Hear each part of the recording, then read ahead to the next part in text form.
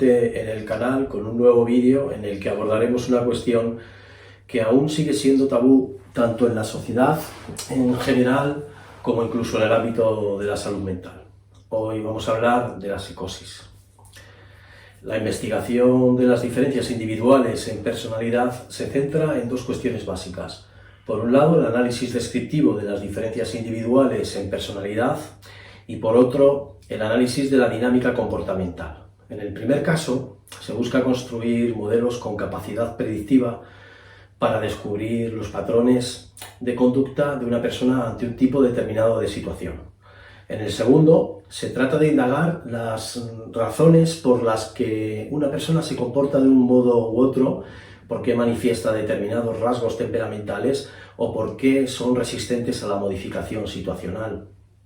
Los modelos que tradicionalmente han dado cuenta de las diferencias individuales son a nivel de rasgo, cognitivo y orgánico. El primero, el de rasgo, encuadra los fenómenos psicopatológicos en un nivel dimensional. Determinados rasgos de la personalidad serían más patentes ante determinadas dimensiones de la forma de ser de la personalidad, exacerbadas o incrementadas o predominantes en conjunción con otras que pasarían a un segundo plano. Y de este modo, siguiendo al investigador Eysenck, existiría un modelo jerárquico en el que los planos serían, por un lado, reacciones específicas, por otro, reacciones habituales, nivel de rasgo y nivel tipo, siendo este el más alto en la jerarquía. Según este autor, la personalidad podría acotarse en tres tipos ortogonales. Así pues, la dimensión o tipo psicoticismo, neuroticismo y extraversión-introversión serían independientes unas de otras.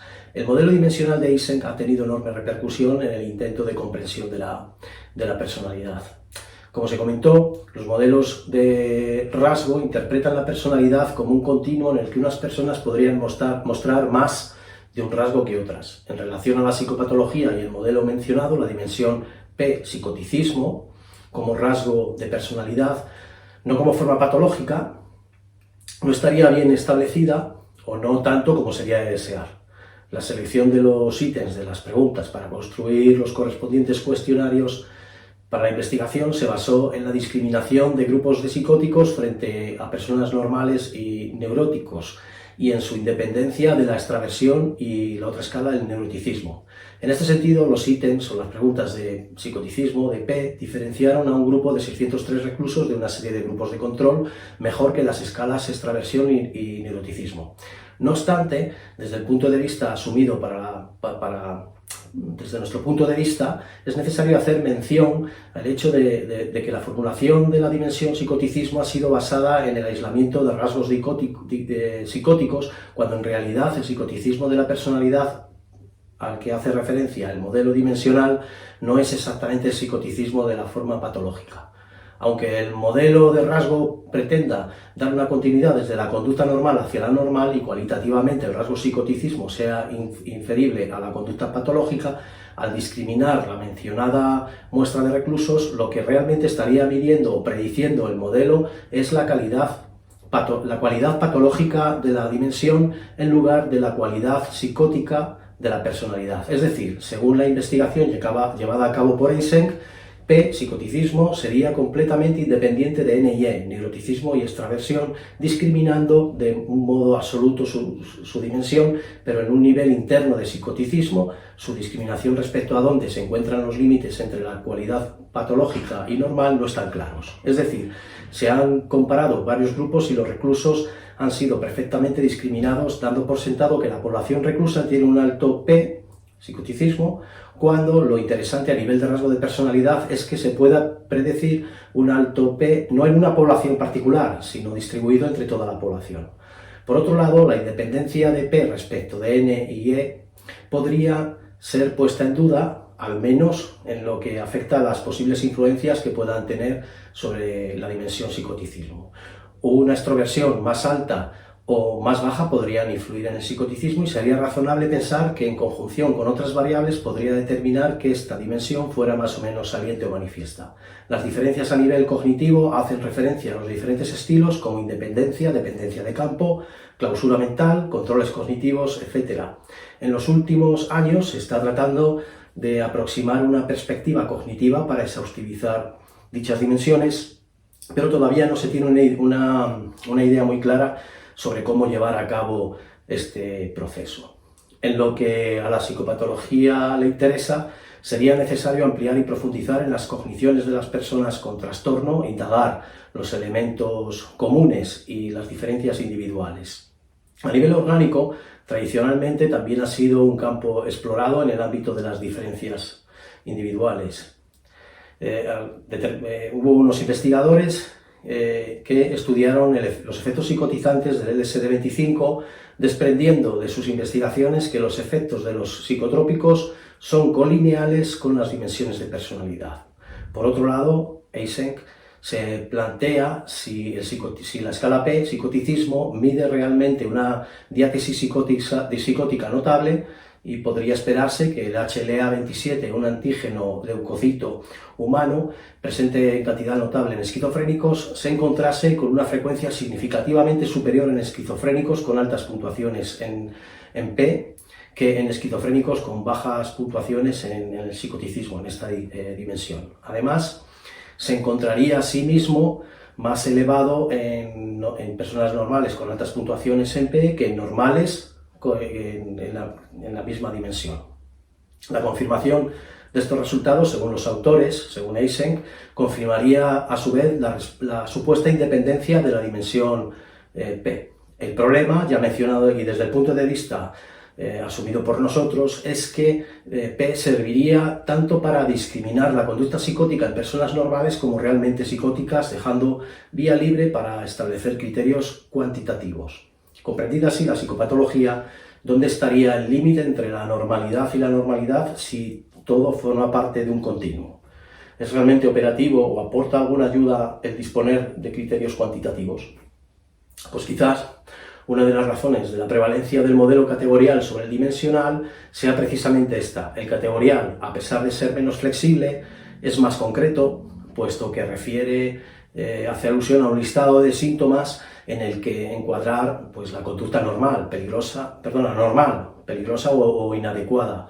El sistema dimensional no es tan tácito a la hora de establecer el diagnóstico. La conducta, al moverse en un continuo de normalidad a normalidad, pues no puede ser aislada, no puede ser encuadrada dentro de un límite válido común para todas las personas aquejadas de una problemática similar, al contrario de lo que hace el modelo categorial. Mayores problemas plantean el ámbito de la genética comportamental y las diferencias individuales de personalidad. Shields, que un investigador, obtuvo como resultado de sus investigaciones con gemelos monocigóticos criados juntos una correlación para la dimensión extraversión de 0.42 y criados separados una correlación de 0.62, siendo la correlación entre dicigóticos de menos 0.17. Para la dimensión n las correlaciones fueron de 0.38 para monocigóticos criados juntos, de 0.53 para los criados separados y 0.11 para los dicigóticos. Se han planteado incluso explicaciones en términos de varianza. Así, Henderson hizo una investigación sobre 25.000 pares de gemelos, estimando que un 50% de la varianza se debe a la herencia. No es el objetivo de este análisis profundizar ni en los fundamentos de la personalidad ni en los diferentes enfoques teóricos que pretenden explicarla, así como tampoco entrar en disquisiciones teóricas o filosóficas sobre la validez estadística de las investigaciones. No obstante, no se puede dejar de mencionar, aunque solo sea a modo de crítica constructiva, que la interpretación estadística no debe ser simplista en el sentido de que el porcentaje que explica una varianza en sí no explica mucho. Que en este caso la herencia explique la mitad de la causalidad de extraversión y neuroticismo, que es lo que se quiere dar a entender, es de un reduccionismo extremo que en nada ayuda a la comprensión de la conducta y las cualidades humanas. En el terreno que nos ocupa, que es la psicosis y su posterior análisis en relación con la violencia y la agresividad, se encuentran muchas afirmaciones de este estilo que, a pesar de ser hechas con buenas intenciones, lo que consiguen es despistar el rumbo de las investigaciones y, lo que es peor, pues despistar a la opinión pública sobre qué hay debajo de este tipo de conductas. En este sentido, se ha intentado encontrar la explicación de los trastornos a través de explicaciones tan reduccionistas como la herencia. Desde este punto de vista, Se afirma, por ejemplo, que la esquizofrenia es un problema hereditario. Pues se habla de 40 estudios de familias, demuestran de forma consistente que la esquizofrenia es familiar. O un puñado de estudios que no reflejan la existencia de parecido familiar, son estudios pequeños que no tienen capacidad para detectar este parecido, ¿no? Al final, ¿no? Se habla también de que el riesgo promedio del 9% para los parientes de primer grado varía entre padres, hermanos y descendencia de los esquizofrénicos. En 14 estudios de familia, que incluyen alrededor de 8.000 esquizofrénicos, el riesgo medio era del 6% para los padres, 9% para los hermanos y el 13% para la descendencia. El pequeño riesgo de los padres esquizofrénicos el 6%, se debe probablemente al hecho de que los esquizofrénicos son menos susceptibles de casarse y aquellos que lo hacen tienen relativamente pocos hijos. Por esta razón, los padres de esquizofrénicos son esquizofrénicos a su vez con una frecuencia menor de la esperada. Este estudio atribuye un riesgo familiar consistente en relación con la etiología de la esquizofrenia. No obstante, se está considerando la esquizofrenia como un tipo absoluto de trastorno, cuando en realidad existen diferentes esquizofrenias, por un lado. Por otro, en los estudios sobre herencia y genética no se tienen en cuenta los cuadros sintomáticos de las personas afectadas. Esquizofrénicos son supuestamente todos, pero es evidente que no todos van a vivir la esquizofrenia de un modo similar, ¿no? Salvo síntomas residuales y extrapiramidales que no son atribuidos precisamente al trastorno en sí, ¿no? Por último, estos estudios suelen excluir las variables psicosociales que rodean al individuo y que marcarán de un modo importante el origen, manifestación y la evolución del trastorno, así como la heredabilidad, ¿no? Sobre la que habría que plantear al menos la duda sobre su naturaleza, si es genética o memética, por transmisión cultural, sociocultural. El enfoque desde la psicopatología del desarrollo permite poner en relación la conducta normal con la anormal. Desde el conocimiento del desarrollo normal se pueden establecer las pautas o condiciones que pueden conducir a la conducta anormal a través del examen de las desviaciones ocurridas. Estas desviaciones pueden producirse fruto de procesos generales definidos como equifinalidad y multifinalidad. Equifinalidad se refiere a la observación de que existe una diversidad de caminos, incluyendo eventos del azar, o los que los biólogos refieren como epigénesis no lineal, que conducen al mismo resultado. Por otro lado, la multifinalidad sugiere que cualquiera de los componentes puede funcionar de manera diferente dependiendo de la organización de los sistemas en los que opera. Los factores de riesgo, protección y compensación proporcionan asimismo parte del marco en el que se apoya la psicopatología del desarrollo. En relación con el trabajo, en relación con nuestro enfoque, esta perspectiva aporta una extraordinaria base teórica desde la que se puede abordar el concepto de psicosis como un trastorno evolutivo, fruto del desequilibrio en procesos vitales tanto internos como externos al individuo y regido por los principios de equifinalidad y multifinalidad, pudiendo facilitar la comprensión de las diferencias individuales en relación con la manifestación de los trastornos de tipo psicótico, así como las diferencias en su evolución. A pesar de los nuevos enfoques, tendencias y perspectivas en psicopatología, sistémica, evolutiva, cognitivo-conductual, etc., el sistema categorial es el que actualmente se encuentra implantado en nuestro entorno, aunque bueno, el dimensional cada vez toma muchísima más fuerza. A pesar de su falta de validez, el categorial es el sistema imperante por su facilidad de manejo y su capacidad de comunicación interdisciplinar. Por otro lado, al ajustarse a la nosología médica, facilita la intervención de terceros pagadores, por lo que es especialmente útil al constituirse como un marco de referencia. Desde este enfoque, la psicosis engloba todo tipo de trastornos delirantes, esquizofrenia, trastorno bipolar, trastornos psicóticos atípicos, etc. Es decir, engloba una serie de conductas caracterizadas por una pérdida de contacto con la realidad. En la base del concepto de psicosis está precisamente esa pérdida, más o menos transitoria, de contacto con la realidad, y las connotaciones que ello tiene son de suma importancia a nivel social. Así vistos, los procesos psicóticos conformarían una serie de procesos que eximirían al sujeto, por ejemplo, de toda responsabilidad sobre sus propios actos. De este modo, la psicosis es conceptualizada como un proceso patológico comparable o similar a una enfermedad médica.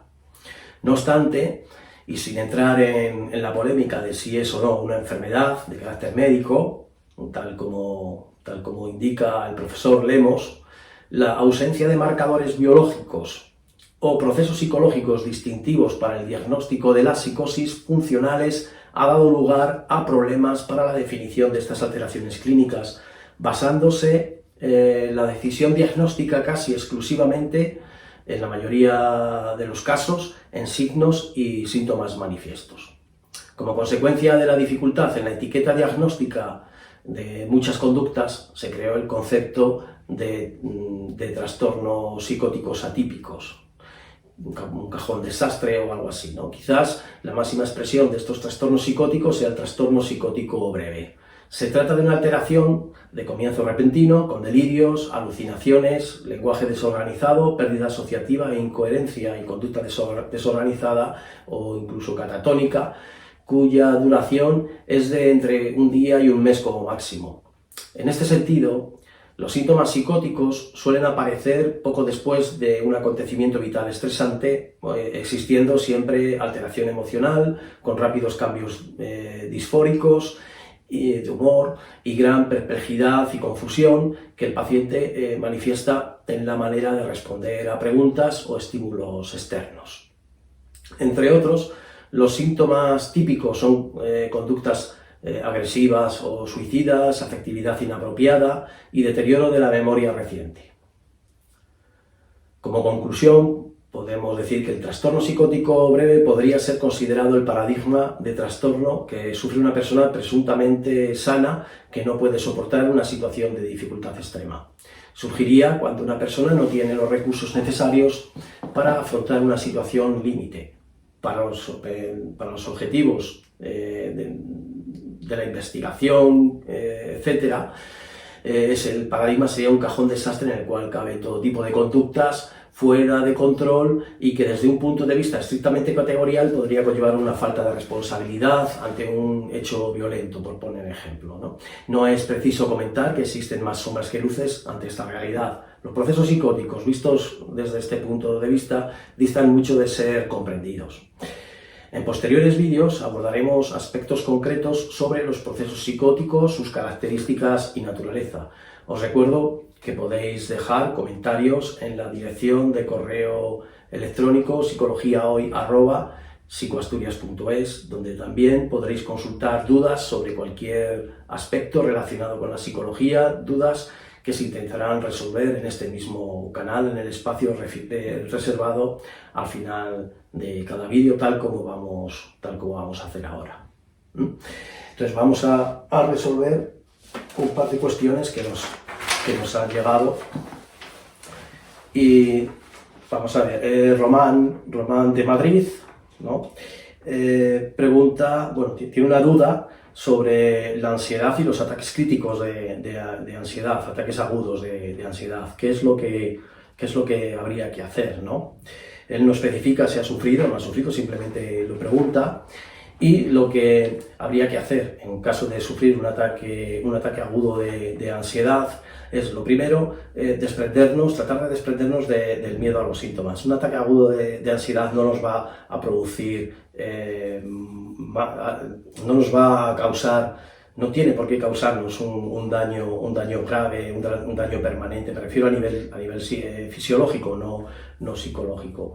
Los ataques agudos de ansiedad, el mayor problema es que determinados elementos del entorno que rodean al propio ataque queden condicionados, de manera que ese ataque se vuelva a producir con posterioridad en otro momento cualquiera. Lo que habría que hacer es, en primer lugar, y esto es en general para la ansiedad, es perder el miedo a la ansiedad. De hecho, el elemento fundamental, uno de los principales componentes de la ansiedad es el propio miedo que se tiene a la sintomatología, el miedo que se tiene al ataque, etc.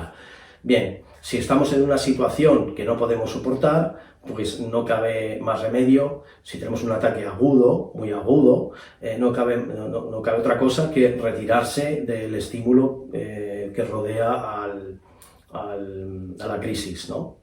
Entonces, si estamos en una situación determinada, intentar salir de esa situación. Esto no es solución, porque lo que tenemos que hacer precisamente es afrontar ese tipo de situaciones. Pero en caso de un ataque agudo en el que pues no tengamos otras herramientas en ese momento, pues la retirada, y si puede haber alguien que tranquilice a esa persona, pues tratar de tranquilizarle, tratar de hablar con ella y retirarle de esa situación. Insisto en que esto no es la solución, puesto que el abordaje de este tipo de problemas pasa por la propia exposición y la propia adaptación a determinadas situaciones que nos llevan a entrar en una dinámica subjetivamente insoportable, ¿no? Al final, el afrontamiento es la mejor de las soluciones, ¿no?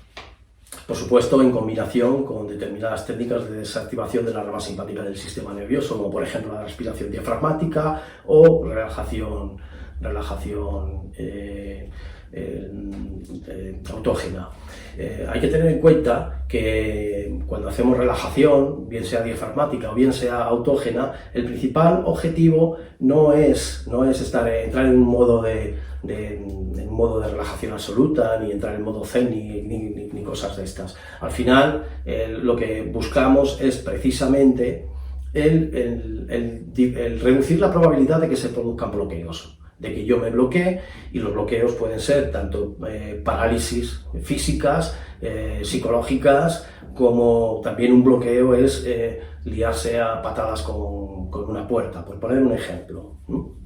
Entonces, para Román, lo fundamental es no... Si estamos en una situación que no podemos superar y no tenemos no estamos entrenados para solucionar o enfrentarnos a esa situación, lo más adecuado es en ese momento la retirada. Y insisto, si hay alguien, pues que le tranquilice, que le dirija incluso la técnica de relajación. Por otro lado, Patricia de León comenta qué hacer con la depresión, ¿no? Parece ser que se encuentra en un estado depresivo y dice que toma pastillas que van bien, pero que no sabe cómo salir de esto. Si ya de entrada aceptamos que no se trata de curar, es decir, yo no tengo depresión, sino que estoy dentro de la depresión, eso ya implica un avance importante, puesto que si pensamos que tenemos depresión, que nos entró depresión, algo nos podrán dar, algo nos podrán decir, el psiquiatra me podrá dar unas pastillas, el psicólogo no sé qué me podrá decir, el caso es que alguien me curará, y no. La cuestión es que en la depresión uno no tiene depresión, a uno no le entra depresión, a uno le puede entrar el COVID, o le puede entrar la gripe, o una hepatitis, o lo que sea, pero la depresión no te entra. En la depresión uno está, y ese es el principal elemento. Para salir de la depresión, algo tendremos que hacer. Entonces, las pastillas como muletas, nos pueden ayudar, porque no, a unas personas les viene bien, a otros pues no les hace nada, a otros es maravilloso, otros, en fin. Pero la cuestión es que debemos analizar las razones por las cuales estamos en una situación de grave alteración del estado del ánimo, incluso con carácter que esa alteración pueda llegar a tener carácter inhabilitante, incapacitante, y a partir de ahí poder salir, ir contrarrestando aquellas cuestiones que vengan afectadas por la afectación del estado de ánimo. Y por supuesto, hay una cuestión muy importante que vale para la ansiedad y vale para la depresión.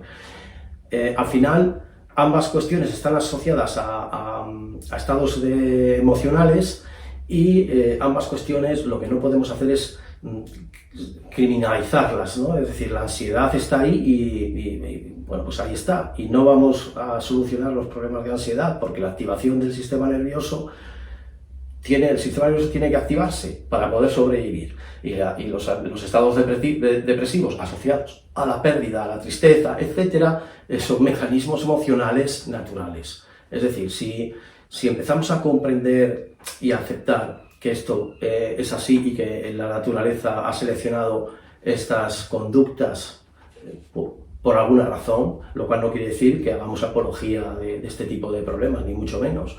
Simplemente aceptar y asumir que estas cuestiones están ahí y que forman parte de la vida. Entonces, algo podremos hacer para salir de ello.